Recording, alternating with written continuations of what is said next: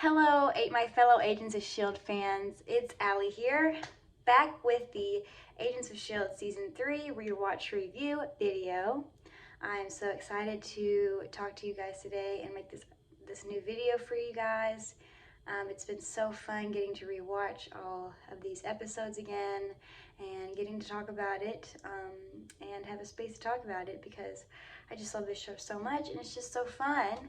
And this time I've been trying to make notes in my journal here. I've got some that I'm going to go over this time around.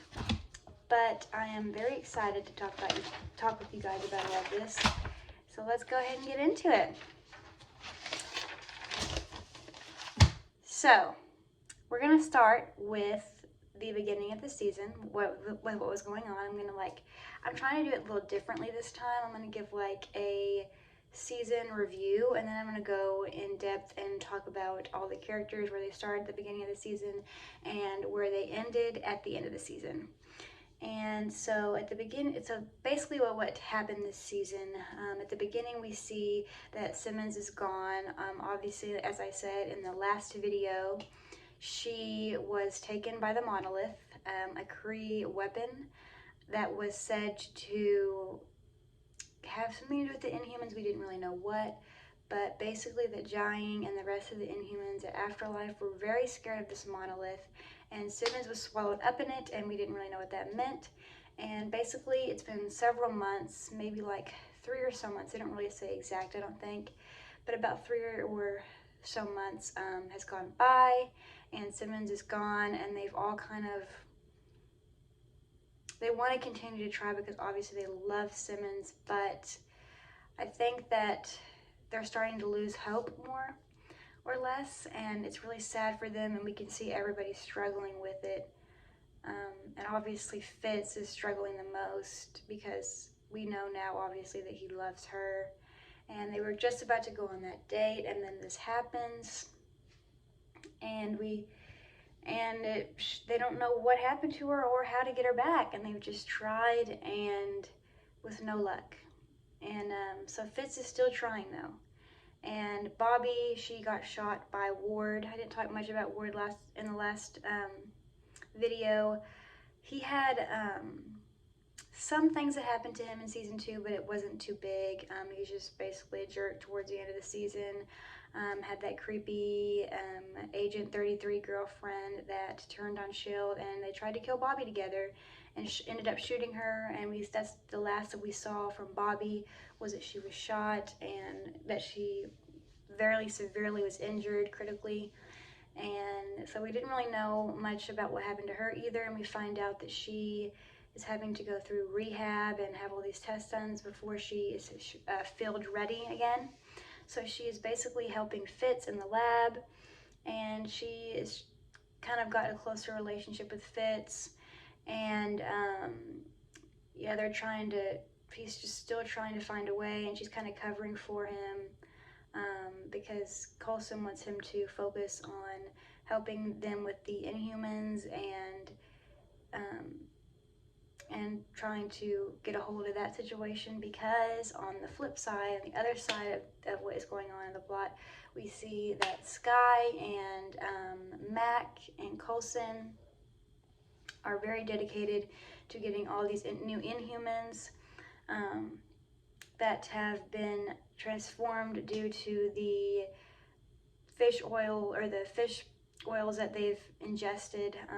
If you're an Inhuman, it turns you, because when Skye and Jiaying were fighting in the end of last season, Skye blew the Quinjet with all the Terrigen crystals into the ocean, and the fish ate them, and then they made fish oil pills. And so if you are an Inhuman, then if you take that, then you become an Inhuman. And if you're not an Inhuman, it doesn't affect you. Like if you're a person, like I'm just a regular human, it doesn't affect you, it doesn't hurt you. But if you're an Inhuman, it will turn you. And so there is a lot of new Inhumans popping up because a lot of people take fish oil pills. And so Skye and, oh, I'm sorry, I'm calling her Skye. I just watched seasons 1 and 2, and I did watch season 3, but it's still hard for me to call her Daisy.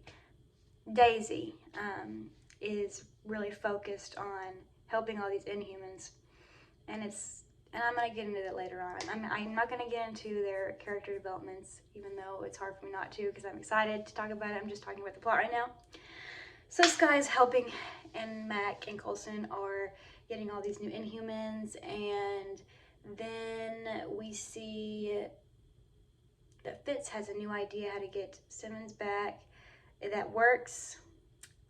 Skye uses her powers, it opens up the portal, and Fitz goes in, gets Simmons. We find out that Simmons had a guy friend up there all those months, and that she really liked him, and they kind of started a relationship up there on the planet that she was transported to from the monolith. And she was really upset that they were separated, and so she wanted to go ahead and try to find him. And so they end up going back through the monolith, and there's this new Hydra faction that is led by this man named Gideon Malik. The Agents of S.H.I.E.L.D. fandom should know him well.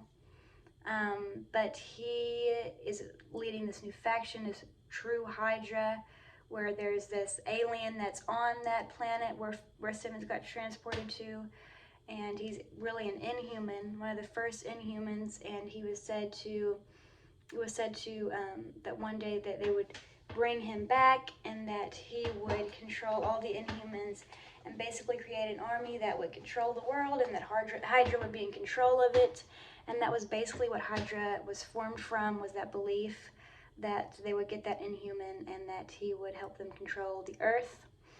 And so Malik wants to go through that monolith and take back this Inhuman, this ancient Inhuman.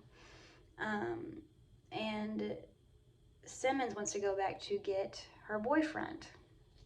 And obviously that's kind of, I'm not going to go into that, but it creates some tensions, even though, of course, poor Simmons means it well.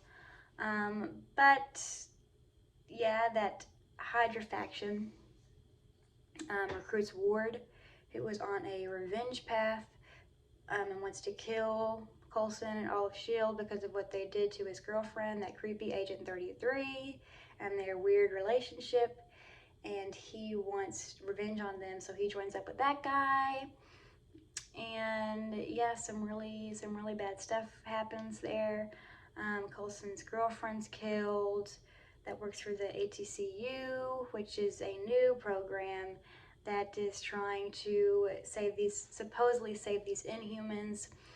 And well, I'm not going to go into that, but and there's kind of some conflictions between S.H.I.E.L.D. and this ATCU, because we don't know which one's best. You know, obviously we think S.H.I.E.L.D. is best because we love S.H.I.E.L.D., but they think that their protocols are best, which is getting the Inhuman and like putting them in this state where they're like frozen kind of.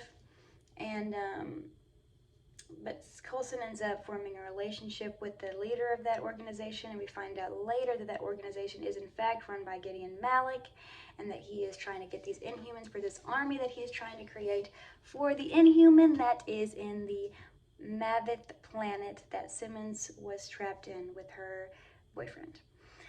And so they end up opening the portal again, and they kidnap Fitz and Simmons, and Fitz agrees to go through so that Simmons doesn't have to go through again, and he says that he's going to get the boyfriend back, and his name's Will. He's going to get Will back, and he's going to make sure that the Ancient Inhuman monster is not going to come through the portal with him.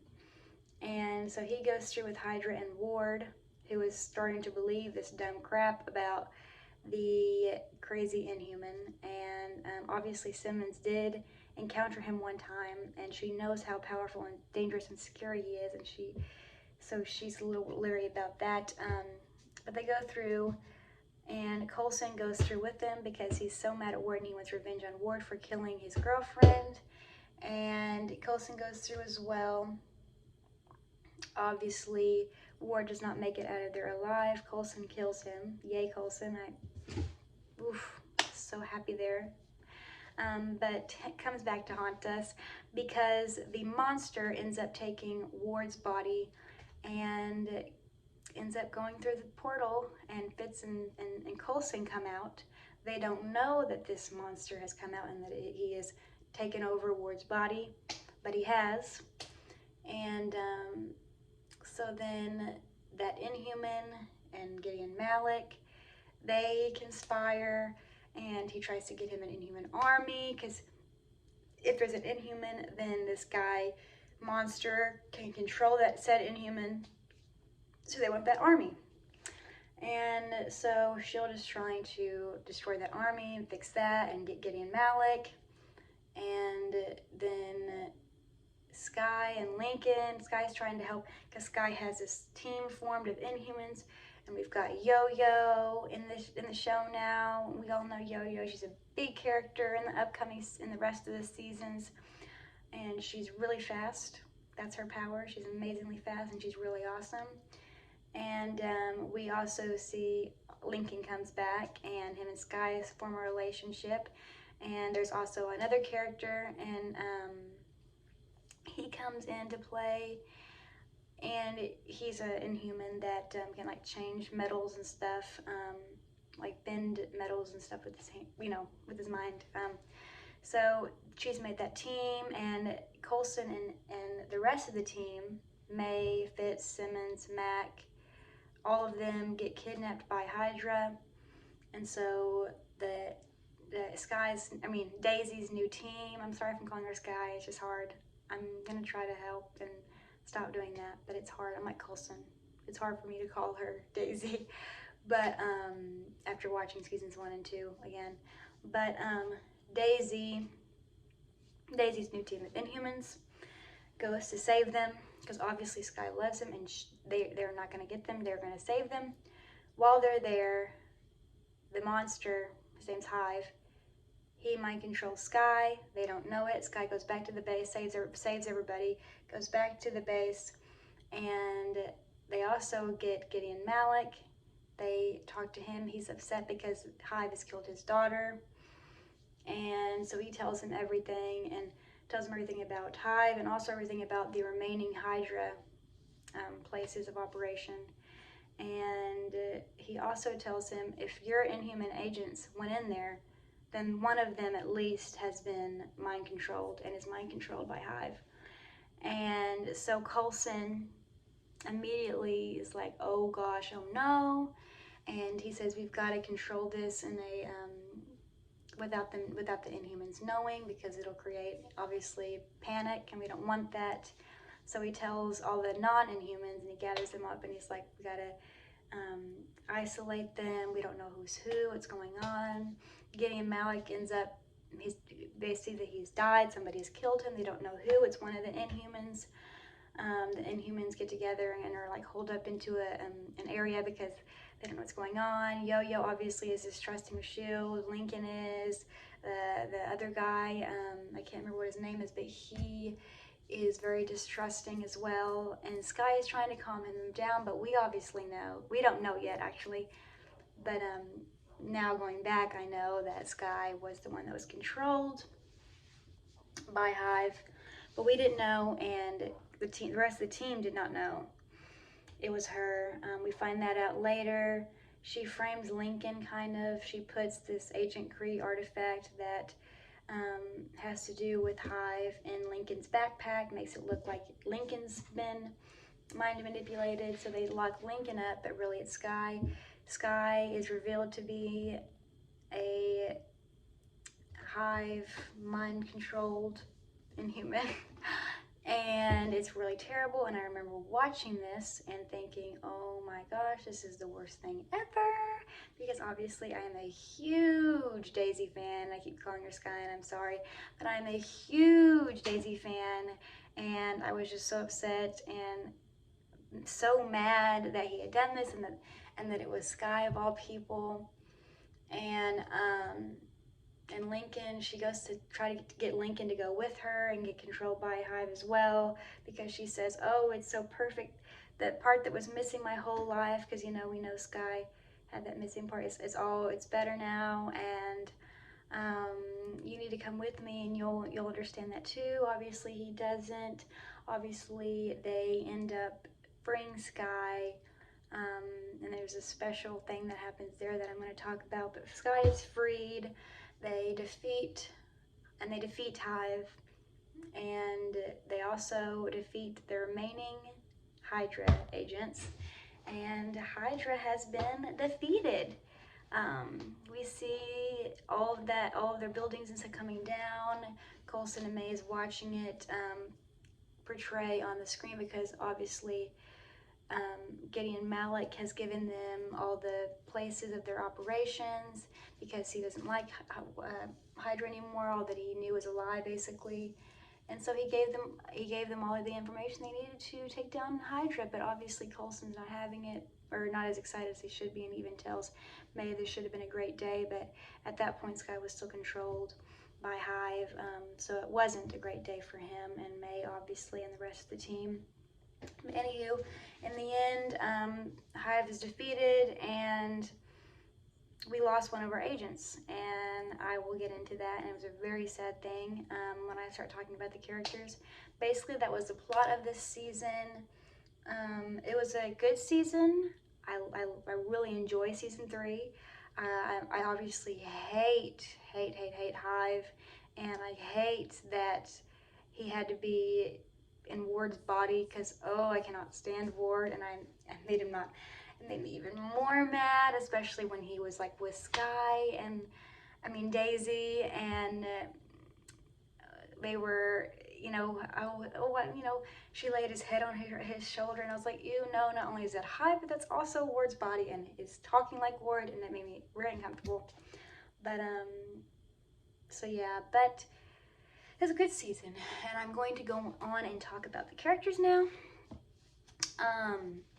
So let's start with Coulson because he's the director, and it's a good place to start, I feel like.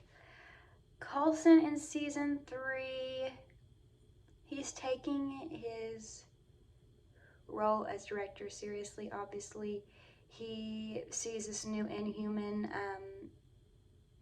rising, not as a threat, because obviously he's got this girl that he sees as his daughter, and she's an Inhuman, so he wants to protect them all, because if they're like his girl, then they should be protected. And he thinks that if he works with the ATCU, which they're kind of going against each other, trying to find these Inhumans, kind of like in a race to, to find the Inhumans, he thinks that by working with them, they can get the information about the ATCU because they think they're kind of shady, and especially Sky thinks they're really shady. So Coulson decides that he is going to try and get close to the head of the ATCU, as I said earlier, Rosalind Price, and their relationship escalates, and Coulson actually starts to get feelings for her, and he starts to think that the ATCU is not such a bad organization after all. Much to Sky's chagrin, she is not a fan of the ATCU, and she does not trust them. She thinks that they should have nothing to do with them, and there's definitely some father-daughter tension there between Coulson and Sky, and I found this to be actually kind of cute. When she's kind of taunting Coulson because she can tell that Coulson has feelings for Rosalind, and she's kind of taunting him like, oh, you have feelings for her, this, that, and the other, and she's just upset, and Coulson kind of like has to get onto her, like, and it's just kind of like this classic father-daughter relationship. She doesn't like the guy that he's with, and she's kind of annoyed with it, and he's like, you better stop, young lady. We got to do this. This is the right way. And so she goes along with it, and they trust them. Obviously, we find out later, obviously Rosalind does not know, but the ATCU is in fact controlled by Hydra, so not a good organization, but it's not Rosalind's fault. So it's kind of, when Coulson finds that out, it causes some, when he finds out they were run by Hydra, he doesn't know that Rosalind didn't know. So he's like, you better tell me what you know, and you better not lie to me anymore. And she says, I wasn't lying. I really have no idea what this is. And for Coulson, it takes him a minute because, as I said, him and May both, they really rely on trust, you know, and on trusting people. And I think it's easier for Coulson to trust people because he's just that kind of person. As I said, he trusted Sky in season 1. He likes to give people second chances. But trust is important to him, and he saw this as a betrayal. And we know Coulson doesn't have very many personal attachments. Obviously, we know that him and May, you know, we see that they have a thing, and we know that his jealous girlfriend. But as far as like romantic relationships, we had not seen that very much. And so I think this was kind of like something new for Coulson. Like, he had obviously had relationships in the past, but not for a while he hadn't. And I think it was a big thing for him. And so when he found out, it took him a minute to trust her again. And but he ended up trusting her, and they worked together to try and defeat Hydra, and for a little bit. Now, obviously, that ends when Rosalind is shot. They were actually on a date, and Ward was a sniper, and he shot her from like way far away buildings back. But he called Coulson and taunted him about it and said, this is how it feels when someone you love dies or whatever. And Coulson changed there. He became revenge thirsty, and honestly, I can definitely see why and where he was coming from. I think anyone would be at this point, and I think May says that too. You know, I understand, you know, where you're coming from. But for Coulson, if Coulson loves you, then he will do anything to save you, to protect you.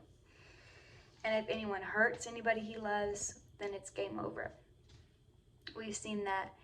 Anybody tries to hurt May, game over. Anybody tries to hurt Daisy, game over.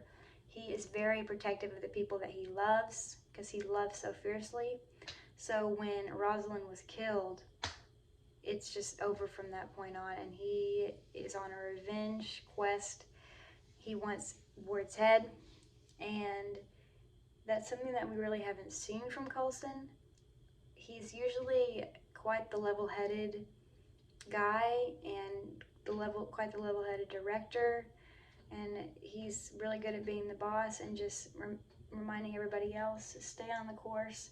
But when this happens, because I said he loves so fiercely, when this happens to someone he loves, it's all over. And so he ends up he was the one that killed Ward, and that comes back to haunt him in the shape of Hive, and that really affects him for the remainder of the season. He is just so upset that happened, and he blames himself in some ways for Hive coming to the planet because he gave him his host, and he's literally being haunted by Ward's body and Ward's memories because Hive has all his memories. And especially when he sways Daisy,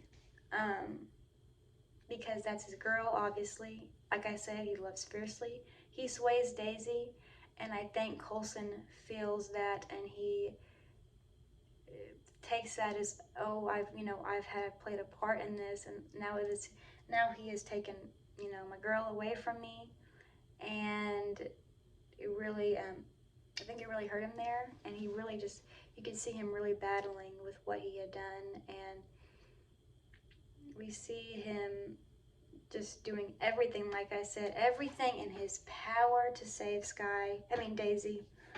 um, going after her, saying, "Do not use any weapons against her. You know, only like icers. She is our agent. She is our own." And he is on his, literally, he has his leg broken. His bone is sticking out of his leg. Mac even says, hobbling around on a crutch. But he is going and he's going and he's going and he's going to find Daisy and he's going to save her. And like I said, that's just Coulson. That's just how much he loves, and how much his loved ones mean to him. And the most beautiful thing of this, one of the most beautiful lines of the season, and I think it is the most beautiful line of the season. Obviously, everyone's hurting when Sky is gone, and he tells May, May says, "You're not her father." And he says, "I know, but she's the closest thing I have to a daughter." Beautiful, beautiful, beautiful. Writers, that was just written so beautifully. And for the first time, he has admitted himself, yes, I do consider her to be my daughter. We've heard him say she's like my family, she means so much to me, but this is the first time he himself has said, yes, I do consider her to be my daughter. And so that was really beautiful. And it was just hurting everybody so badly when when Daisy had been swayed. So now let's go ahead and get to Daisy, because Daisy, again, like I said, this girl, every single season, she has a huge arc, no matter what the season is. So she had a big one again this season. At the beginning, we see her doing everything she can to go after these Inhumans and save them and help them transition as best she can with their powers. And we remember last season when Raina says, "You're going to be the leader of the Inhumans, you're going to do all these things for them." And we see that at the beginning of this season, she is fulfilling that prophecy, or that destiny that Raina said she would, because remember, Raina saw it all. And she is fulfilling that, and she is trying to help all these Inhumans. That's why she doesn't like the ATCU or trust them, because she's just so focused on saving them. And I think that's really cool, because we do see that destiny that Raina was talking about unfolding. And it's really cool to see that. That's kind of it, really, for the first part of season 3. Her just trying to find all these Inhumans and being distrustive of the ATCU. And obviously, like I said, kind of taunting her dad, "Oh, Dad, this woman and this place, like, what are you doing, Dad?" And he's like, you gotta just follow me, okay, on this one. And so she does, because she's a good agent, and she's a good daughter. And so that's what she does. And then obviously towards the end of season 3, she has been swayed by Hive, and that's where it all goes down for her. This is a huge development for Daisy. I really thought that last season was a bigger arc for her. At the time, but rewatching this again, this was way bigger for her. She was swayed by him so badly. We saw her, she went after Fitz. You could see that she still had her memories in her brain about her, but she was just high on this drug, that she wasn't thinking about the others, the ones that she loved. She was just like, "Oh, I found this missing piece." And it's just so sad to me, because like she says to Fitz, "You don't have to pity me anymore, Fitz. I found my family." And my heart broke when she said that, because she had that family, and I thought she knew it in season 2, but we see that I guess that's not really how she felt. I guess she still felt that missing piece there, and that she still hadn't found her family. And that got me to thinking, had she heard what they had said, like in season 1 when Sky got shot, she was passed out in a coma, and she didn't know that they had said, "We're her family." When the doctor asked, "You probably should tell her family," they said, "We're her family." She didn't hear that. She didn't hear it when Coulson said to Cal last season, I might not be her father, but she's the closest thing to family I have. She didn't see Simmons rushing to save her when she had been shot, or with the sway. She didn't see any of that. She didn't see them just desperately trying to save her. She didn't hear them actually say those words. So I guess she still had doubts that she had found her family, and this made her feel like this drug, that the parasite in her brain made her feel like she finally had. And as she was, she obviously did not have any control over what she was doing to Fitz. She was sick, sick, sick, sick, and I'm not blame her at all for that, and that Fitz didn't either, but she did. She was hurting Fitz, and if Fitz wasn't being, hurt, I feel like he would have said, "No, we're your family. We're your family. This is not your family." But it was so sad because you see that she's still heartbroken about it, and that the damage that, finding out what her parents were and what her parents had done to her mentally, and we really see that through her experience of being swayed by Hive, and it was just so heartbreaking to see that. But she was hurting the people she loved. We see her hurt Mac, pretty badly, break his ribs and stuff, and hurt several different people. And when she comes out of being swayed, obviously we see that May and Lincoln and Coulson had a plan to get their girl back, because those three, obviously Fitz and Simmons do too, but they had this plan because they just love her so much that we're gonna kill Hive, and we're gonna get Scott, or we're gonna get Daisy back by sending Lash, pretending we're gonna send Lincoln. So they think Lincoln's coming, and Lash comes out and tries to kill Hive, and we think, oh my gosh, this is his purpose. This, because Lincoln said in this season, every Inhuman is said to have a purpose. We saw Raina's last season. Raina said, my purpose was to die so that Skye might find out the truth about her mother, and that would set her on the path to helping the Inhumans and fulfilling her destiny. That was her purpose. And we think, oh, this is Lash's purpose. Turns out, no. Lash's purpose was to save Daisy and to remove the parasites out of her brain, and he does that, and it was the sweetest moment because we see Andrew coming out, and Skye's trying to, and then he knocks Skye and he goes over to Skye, and he just pulls it out of her, and then he says, "You're free now." And then Skye is just sick, obviously, because the idiot Hive has been draining her blood to use for his new crazy primate Inhuman army.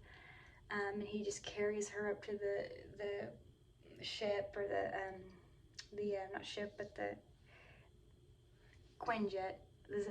I don't know, a Quinjet. Carries her up there, and then he's killed. But that was his purpose. His purpose was getting the parasite out of Daisy and saving her. And I just thought that was so beautiful, and it's really poetic when you think about it, because Andrew came into the show to help Skye, and he ended up leaving the show. That was his destiny all along, was to save Daisy and to take that parasite out of her. And what's really cool is that was Raina's too, was to save Daisy. His was to save Daisy. And we're going to talk about Lincoln's purpose coming up. But so she's saved, and then when she's saved, oh, it hits her. It hits her. What have I done? What have I done? And we hear her saying over the comms, "I'm coming home," but automatically you can just see it in her face. She's tortured by what she has done to the people that she loves and to the world, because she was helping this guy that was going to just take over the world, this monster. And they have to put her in quarantine. Coulson, again, the level-headed boss man he is, they had to put her in quarantine, and they really didn't know. It looked like it was gone. Simmons did tests, but there could still be some not after effects, but I can't think of what the word is called. Oh my gosh. Anywho, after, when you get off drugs, there could, there's still some things that could happen there. So they were a little worried about her. But there she was, just sitting in there, and just looked like death. Terrible. And we see her Coulson come up to her. He's trying to make her feel better. He's like, "You did not do this. It wasn't your fault. You're gonna get over this. You're gonna be fine." And she's like, "No, I'm not. I cannot live with this. I don't know what to do with myself. I feel awful. I feel terrible. I deserve this punishment. You should keep me in this quarantine forever. I should never leave. You should bring in that memory machine to see if I can remember anything else about Hive, and just torture me as much as you can. Bring those memories to the surface," is what she said, "and just torture me as much as you can because I deserve it." And it just broke my heart. I'm like, "No, you did not." And she just thinks that she ruined the only family that she had. And I remember when it first happened, and nobody had come in to see her, but Simmons had, and she said, "Why? I wonder why they sent you." And then she said, "Oh, because you're the only one that I didn't hurt." And remember what I said last season? Rejection. That's her biggest fear, of being rejected by the people she loves. Rejection. She thought that they didn't love her anymore, and that she had ruined that relationship with them forever, and everything was ruined, and it was all over. And I can imagine how she felt there. But that's basically, and then later on, when Hive gets loose at the Shield headquarters, the base, she has that addiction issue, and she goes to see him, and she's like, "Just take me back." And in that moment, she's obviously upset with herself for what she's doing, for what she's saying, but she obviously just can't help it. And then she's like, "No, I hate you," and she tries to kill him. She can't kill him. That also affects her. Like, "I can't even kill this guy. Like, what am I, who am I?" And then she ends up wanting to sacrifice herself and for the team. And remember, she saw that vision and months back from an Inhuman, and she's like, of one of her teammates dying in space, and she's like, "That's gonna be me. I'm gonna take this bomb that's gonna spread out this Inhuman dust, and it's gonna create that all these Inhuman primates. I'm gonna take that up to space. I'm gonna be the one. I'm gonna kill myself in the process, but it's gonna be fine because that's what I deserve." What she's thinking right now. She deserves to die, and she might as well do it, saving the people that she loves. And obviously, we know that does not happen. Lincoln ends up being the one, and it was his purpose to fly that up to space. It was his destiny because he had to fry the manual control so that Hive couldn't control it, and it was his destiny. And he, shot Sky, but with his powers, out of the helicarrier, or not the helicarrier, but the jet, and trapped Hive in there, took it up to space, killed himself and Hive in the process, and defused that Inhuman particle bomb thing, saving the world and saving Daisy. And again, saving Daisy makes you think that this girl is somebody pretty big, huh? And that she's got a big destiny. All these Inhumans were given these powers to protect her. Pretty cool. But yeah, at the end of the season, Daisy is basically destroyed.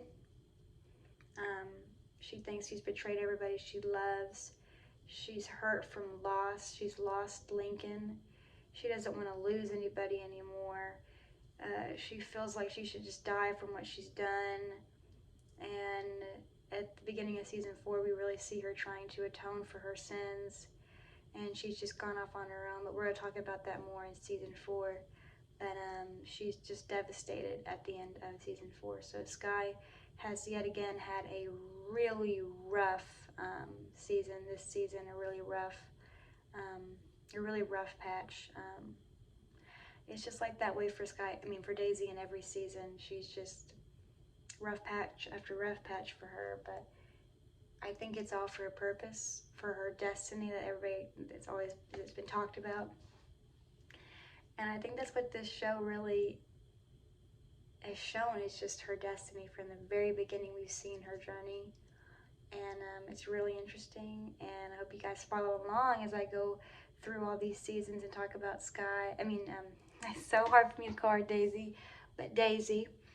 Um, I'm gonna do that because I do it in every season. We go from Rising Tide Hacker, Shield Agent, forms this relationship with this team, but still looking for these answers about her family. In season 2, we find she finds her family, but they're not what she expected, not what she wanted, and that really hurts her. In a way, she felt like she lost that again. But she still has her Shield family. In season 3, we see that she has taken on this purpose of leading these Inhumans. This starting to fulfill this destiny that Raina was talking about, but then backpedaled, and was swayed by Hive, hurt her family, hurt those she loves.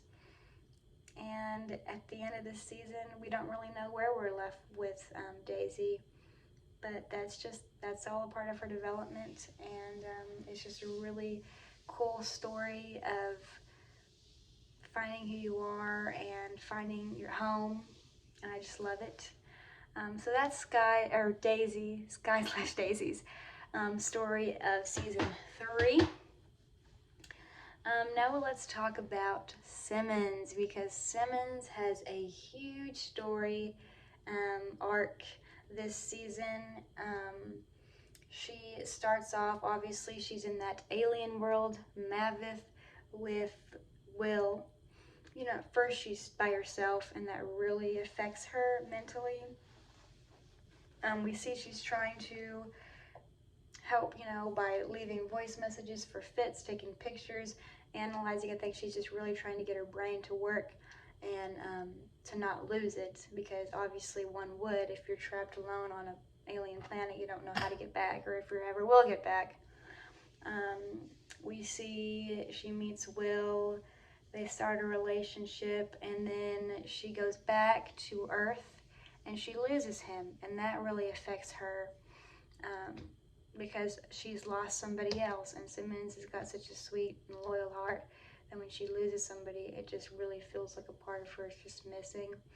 And at the end of season 2, we know that she and Fitz were going to go on that date, and they were going to have their relationship, so that really hinders them getting together when she gets back, because obviously she still had those feelings for him, and she had left him, and Fitz finds out about it, and Fitz is such a good guy, y'all. He finds out about it, and unlike most guys, he's like, no, this guy saved us how much he loves her. This guy saved you, so I'm going to save him, and he helps her try to bring him back. Obviously, that doesn't turn out the way they wanted to, because obviously Will was killed when Simmons came back by Hive, and his body was taken over by Hive while they were on Mavith. And so he obviously didn't come back with him, and that really, again, hurt Simmons. And I think for a while it put another pause in their relationship, Fitz and Simmons, because he didn't bring him back like he said he would. And Fitz really holds a lot of resentment over himself for not bringing him back.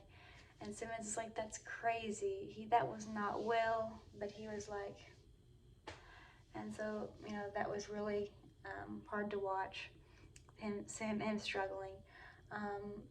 But Simmons, when she came back, I thought this was really interesting. It was a flip from the last season. She was Fitz, basically. Fitz, how Fitz had gone through that traumatic experience, and she was just kind of closed off, and it was hard for her to talk to anyone about it, and it was hard for Fitz to get her to talk about it, and he was kind of tiptoeing around her like Simmons was with him in season 2, and I thought that was really interesting. And I also thought it was really sad, because these two people, they're so perfect for each other, they're soulmates, they're a cohesive unit, and they just can't seem to get together, and that's what Fitz says, we're cursed.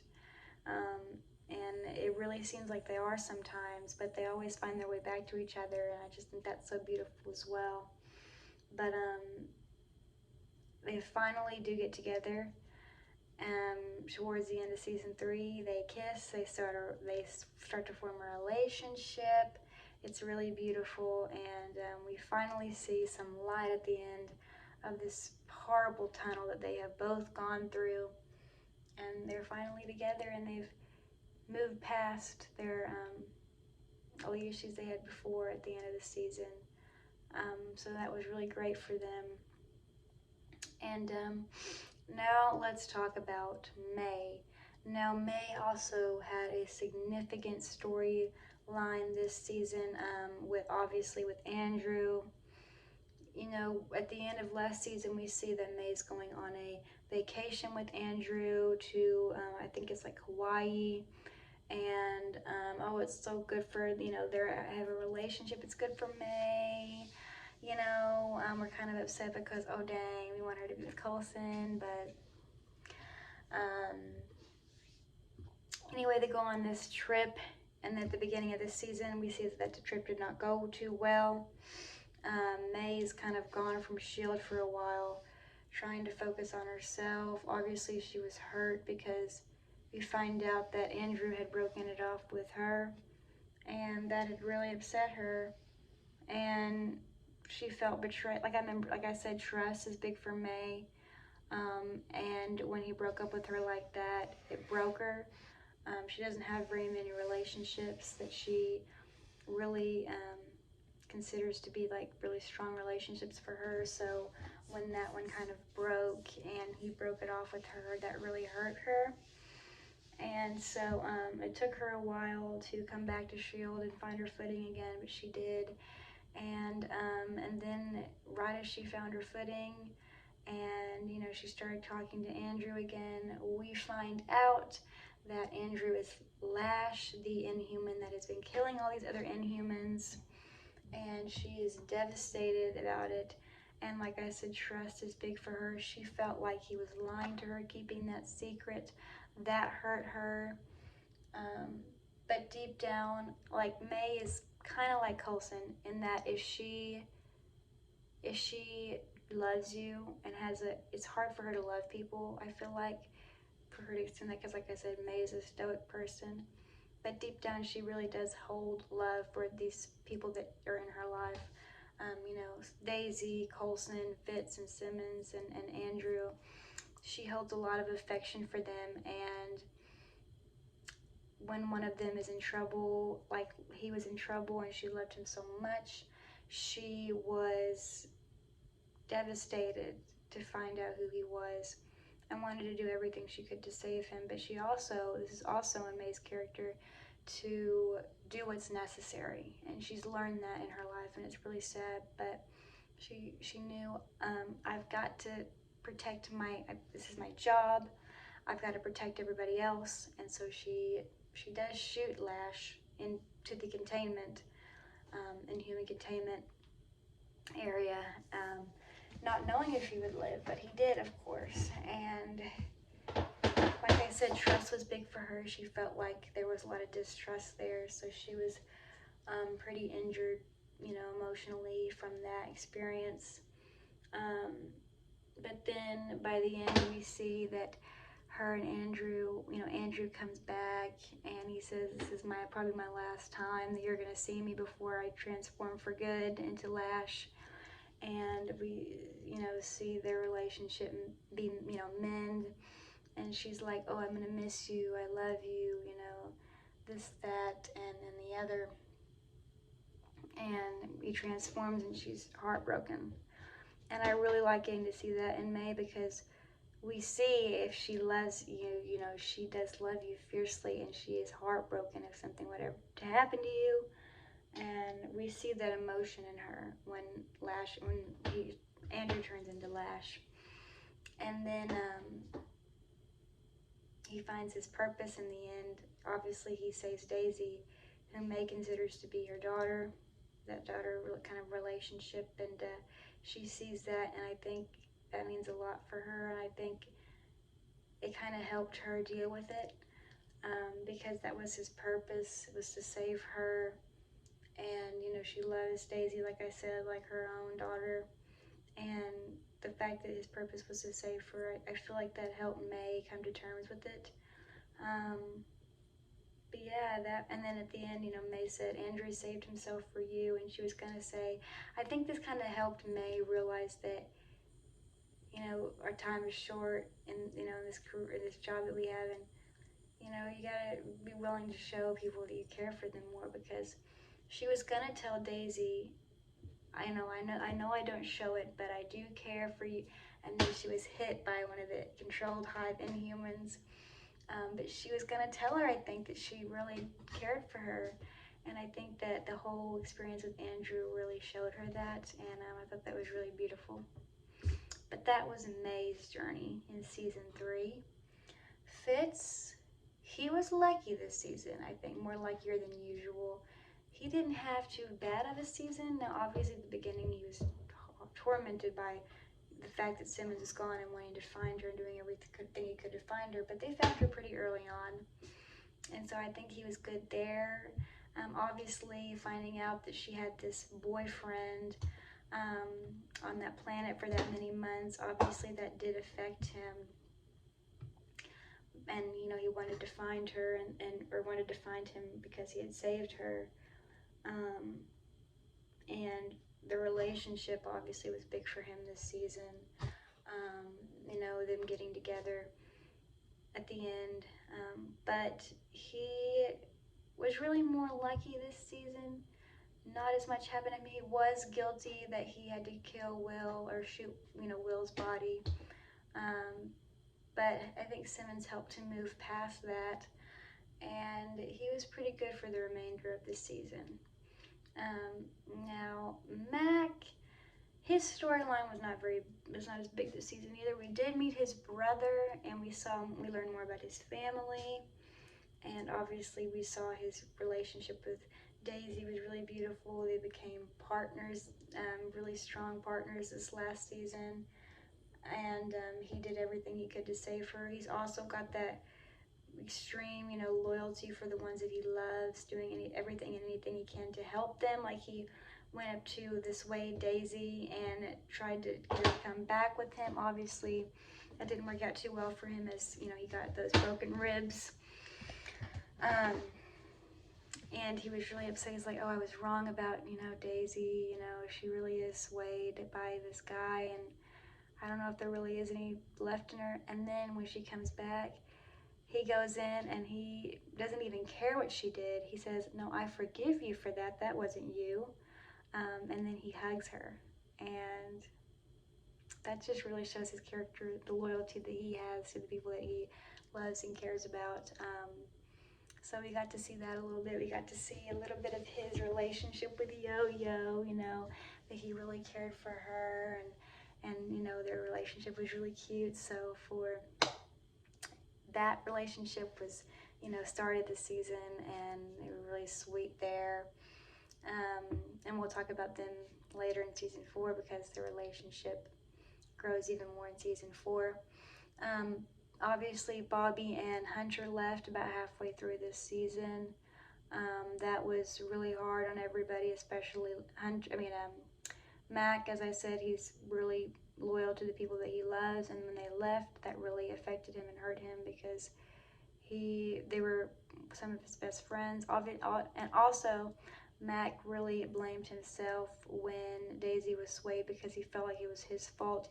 She was his partner, and he didn't see that because he was too focused on Bobby and Hunter leaving. And that's another thing about how much he cares for the people that he loves. It's like, he puts it on his shoulders, like it was me, it was my fault. Obviously it wasn't. And May tells her, because everybody says it's our fault for what happened to Daisy. And that just shows how much love that everybody has for her. And it's true though, they were all so upset about it and acting like, oh, it's their fault, this, that, and the other. And that just shows the family connection, the love that they have for for Daisy. And it's just so sweet seeing them come together for her as her one and only family. Really beautiful there. But that's pretty much it for Mac this season. And I told you about Bobby and Hunter. They left S.H.I.E.L.D. to protect S.H.I.E.L.D. From being learned about, and they ended up having to leave so that they wouldn't take S.H.I.E.L.D. down with them. It was really beautiful, and they had a really beautiful goodbye. And they were going to have their own spinoff, but that didn't work out. But we do get to see Hunter in I think it's season 5, so I'll talk more about that then. But they do leave on good terms with each other, and they're in a really good spot in their relationship. And I think we see that they're going to go, spend more time on their relationship and on themselves. And so it was a good send-off for them, even though it was sad that they had to go. I think that's pretty much everybody and everything that I have really to talk about this season. It was a really good season, and there were really a lot of really amazing moments in this season, a lot of really strong character developments, and I'm excited to talk with you guys more when the season 4 video comes out, and when I get to film that. And I will talk to you guys then. And if y'all like this video, please give it a like, subscribe so that you get to see my other videos that I'm going to be posting, my other season reviews, and comment what you thought, because I'd love to hear your comments. And if you enjoyed season 3, what you thought about season 3, and yeah, make sure to keep the comments a positive place if you do comment, and I will see you guys in the season 4 rewatch review video. Bye.